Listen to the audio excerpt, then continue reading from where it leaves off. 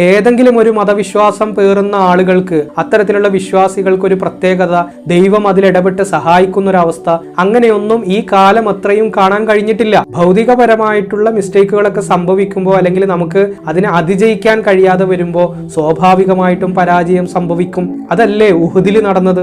ഉഹുദിൽ ഭൗതികപരമായിട്ടുള്ള ഒരു ചെറിയ പാളിച്ച മുസ്ലിങ്ങളുടെ ഭാഗത്തു നിന്ന് ഉണ്ടായപ്പോൾ അതിൽ പരാജയം ഏറ്റുവാങ്ങേണ്ടി വന്നു. ദൈവികമായ ഒരു ജിഹാദാണ്, ദൈവം കൽപ്പിച്ചതിന്റെ അടിസ്ഥാനത്തിലുള്ള ഒരു യുദ്ധമാണ് ഇത് നടക്കുന്നതെങ്കിൽ ഉഹുദിൽ പരാജയപ്പെടില്ലല്ലോ. ബദറിൽ ജയിച്ച മുസ്ലിങ്ങൾ എന്തുകൊണ്ട് ഉഹുദിൽ പരാജയപ്പെട്ടു?